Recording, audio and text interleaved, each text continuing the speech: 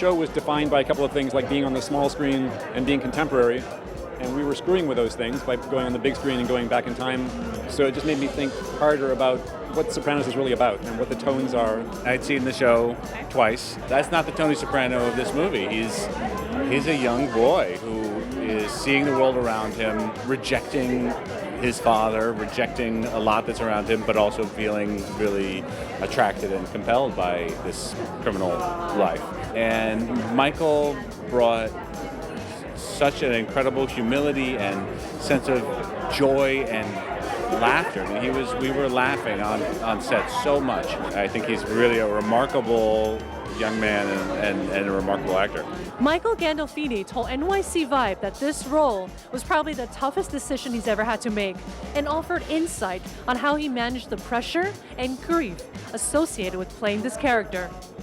I was so surprised when I first read it. It was such a departure from the show and sort of very different in many ways. It's really not a Sopranos story. It's more of this 80s sort of drama or like a 50s noir, and I was just really moved and surprised. And I think when you read something that you're surprised by, it's amazing as an actor. And with David's writing, you have a clear point of view about your character, and you don't have to do that much work, really. It's just right there. So it's a real gift to be able to be in something that he has manned.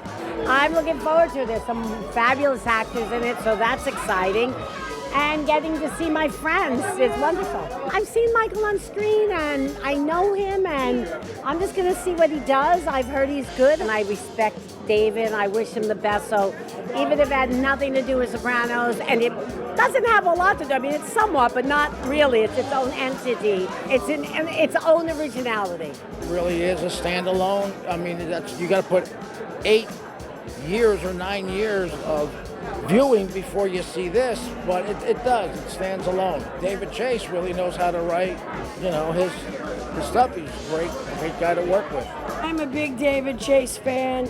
I fell in love with him the first day I met him when I went to go meet him for Sopranos, and I think he's a genius. So I'm excited. And David is going to do what he wanted to do and how he wanted to do it, and thank God. They didn't send me a script. They didn't, tell me who I was playing. They just sent me scenes. Even with that little bit, still David Chase writing. And so I was inspired. I couldn't deny it. Harold reminded me a lot of my grandfather, also one of 6 million black people that moved from the southern states to the northern states between 1910 to about 1970 in the Great Migration.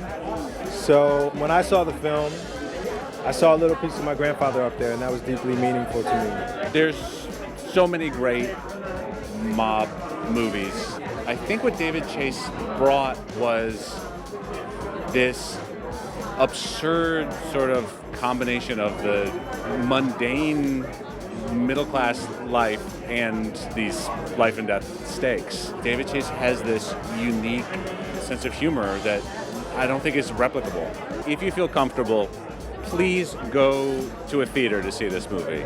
It is a motion picture meant to be seen on the screen with as loud a system as you can get, with amazing needle drops, amazing soundtrack, amazing costumes. But if you don't feel safe, sit back and relax and then binge the whole show afterwards.